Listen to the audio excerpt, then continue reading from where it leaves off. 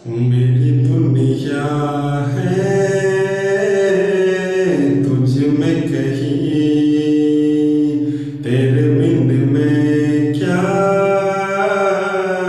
कुछ भी नहीं।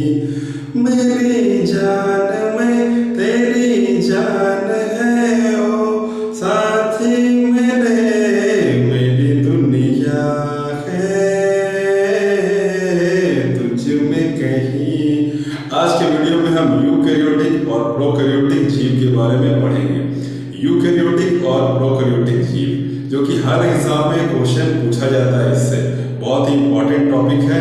मैं आपको बहुत ही इजी ट्रिक के माध्यम से सारा कुछ एक्सप्लेन करूंगा, प्रीवियस ईयर क्वेश्चन करवाऊंगा, सारा कुछ इसी वीडियो में आपको मिल जाएगा। तो चलिए यूकैरियोटिक और प्रोकैरियोटिक जीव के बारे में पढ़ाई करते हैं।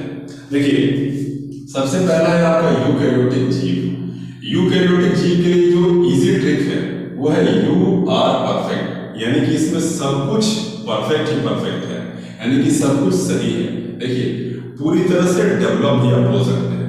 कोशिकाएं, जो यूकैरियोटिक जीव की जो कोशिकाएं होती है वो पूर्ण विकसित होती है, पूरी तरह से डेवलप, पूर्ण विकसित।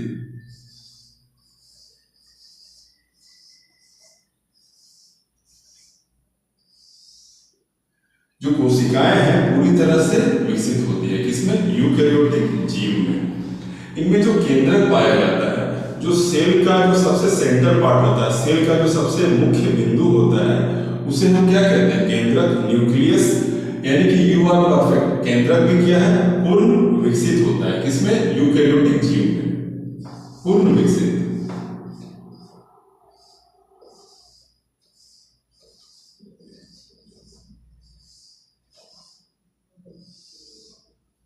इसके बाद बात करते हैं राइबोसोम का। जो यूकैरियोटिक जीव होते हैं, इनके भीतर जो राइबोसोम होता है, सेल में जो राइबोसोम पाया जाता है, राइबोसोम क्या है? ये प्रोटीन का उत्पादन करती है, प्रोटीन की फैक्ट्री भी हम राइबोसोम को कहते हैं। सेल वाले चैप्टर में मैं आपको पूरा सेल का एक एक चीज पूरी तरह से एक्सप्लेन करके शॉर्ट ट्रिक के माध्यम से, डायग्राम के माध्यम से बताऊंगा, है ना। तो राइबोसोम जो इसमें पाया जाता है, इसमें 80S प्रकार का राइबोसोम जो है पाया जाता है। राइबोसोम कैसा पाया जाता है? 80S प्रकार का राइबोसोम पाया जाता है। जो कोशिका विभाजन है इसमें, देखिए, कोशिकाएं पूरी तरह से विकसित है, केंद्रक भी पूरी तरह से विकसित है, तो कोशिका विभाजन बहुत आसानी से हो जाएगा, क्योंकि सब कुछ डेवलप्ड है ना। तो इसमें कोशिका विभाजन होता है।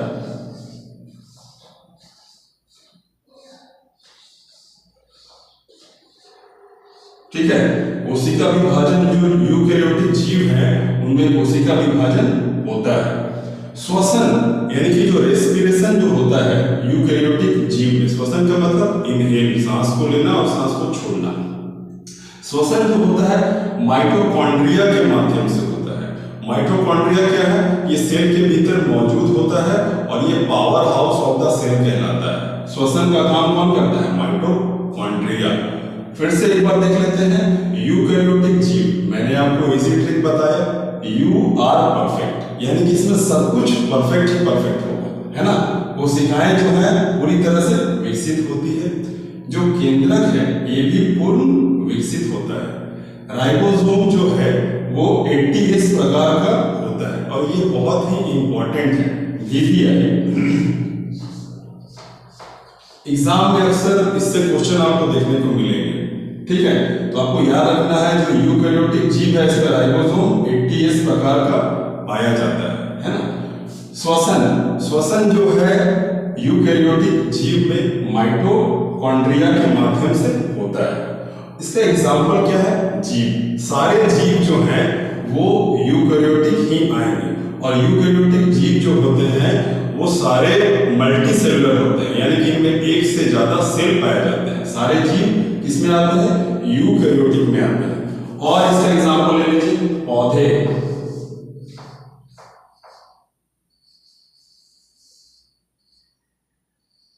प्लांट, क्योंकि प्लांट में भी मल्टी सेलुलर होते हैं प्लांट, है ना। इसके बाद हम लोग बात करते हैं प्रोकैरियोटिक, है ना। प्रोकैरियोटिक के लिए सबसे पहले इजी ट्रिक मैं आपको बता देता हूं। इजी ट्रिक है, pro is not perfect, pro is not perfect. Eukaryotic में क्या था, you are perfect, pro is not perfect. इसमें कुछ भी आपको परफेक्ट नहीं मिलेगा, है ना। कोशिकाएं, तो कोशिकाएं जो है ये अर्ध विकसित होगी, अर्ध विकसित।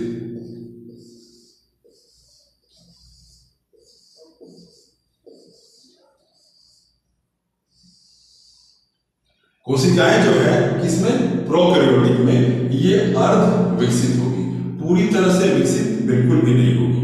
जो केंद्रक है, केंद्रक में क्या होगा, अर्ध विकसित। इसके लिए मैंने आपको ट्रिक बताया, प्रो इज नॉट परफेक्ट, है ना।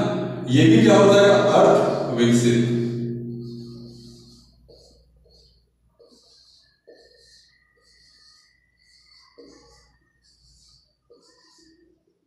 अर्ध विकसित। और या तो केंद्रक का इसमें अभाव पाया जाएगा, या तो केंद्रक होंगे ही नहीं, पूरी तरह से विकसित नहीं होंगे, या तो अभाव पाया जाएगा, है ना। राइबोसोम, देखिए राइबोसोम इसमें क्या था, राइबोसोम 80S प्रकार का था और बहुत ही इंपॉर्टेंट है एग्जाम के लिए। और इसमें यानी कि प्रोकैरियोटिक में जो राइबोसोम जो पाया जाएगा वो 70S प्रकार का पाया जाएगा। ये भी PBI है, बहुत ही इंपॉर्टेंट है, ठीक है। देखिए कोशिकाएं अर्ध विकसित है ना, केंद्रक भी अर्ध विकसित है, या तो केंद्रक का अभाव है। राइबोसोम क्या है, 70S प्रकार का राइबोसोम पाया जाता है प्रोकैरियोटिक जीव में। देखिए सब कुछ अर्ध विकसित है, तो कोशिका विभाजन इसमें नहीं होता है। इसमें कोशिका विभाजन क्या होता है, होता है, और इसमें कोशिका विभाजन नहीं होता है, नहीं होता है।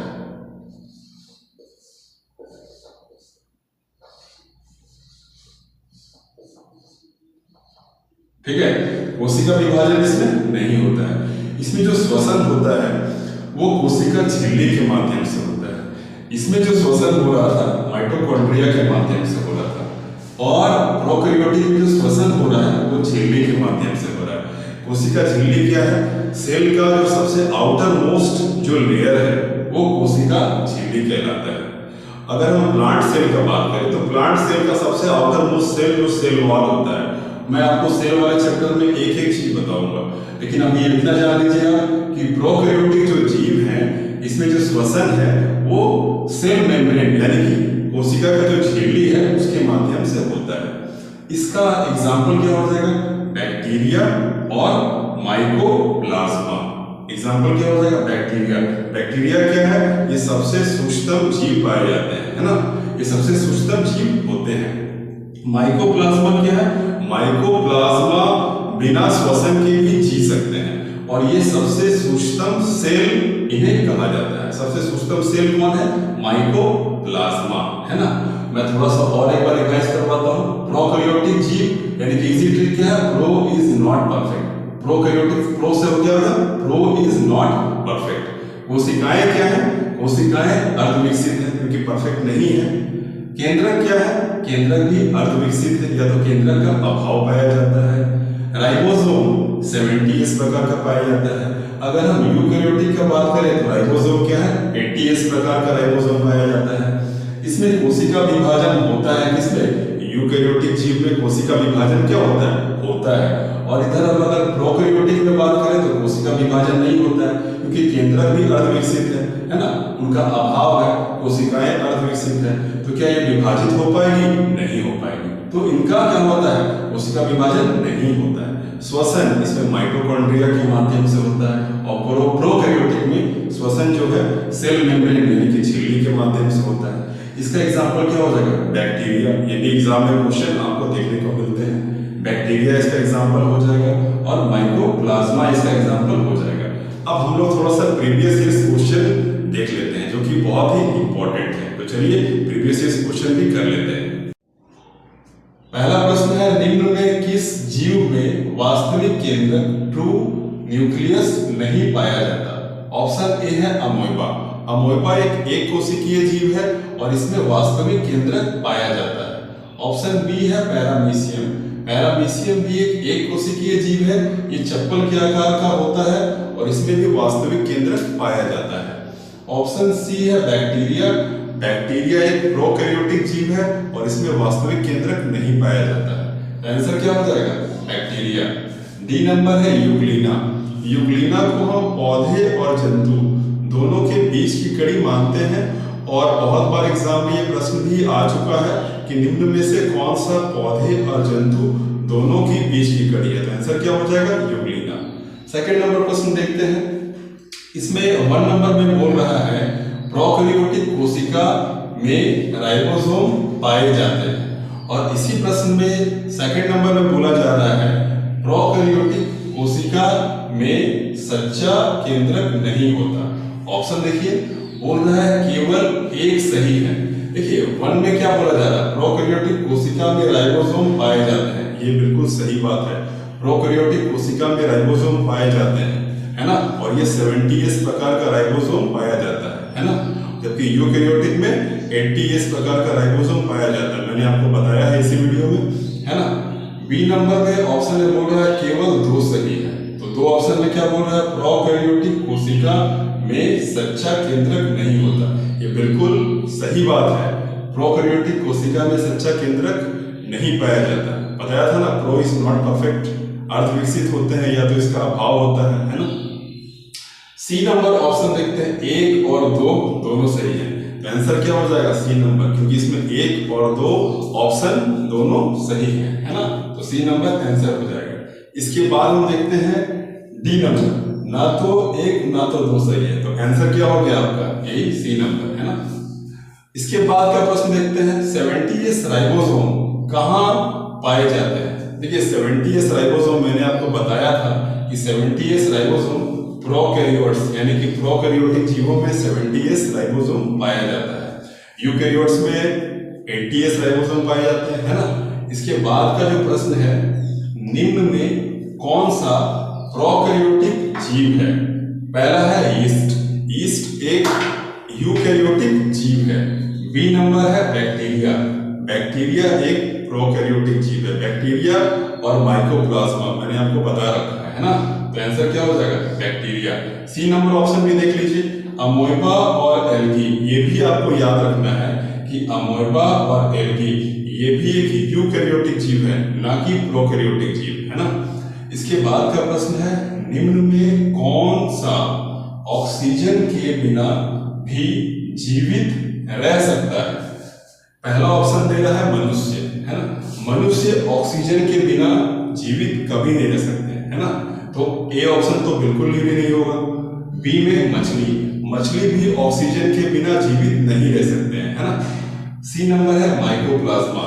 माइकोप्लाज्मा सबसे सूक्ष्म कोशिका होती है और ये ऑक्सीजन के बिना जीवित रह सकती है। तो आंसर क्या हो जाएगा? माइकोप्लाज्मा, है ना।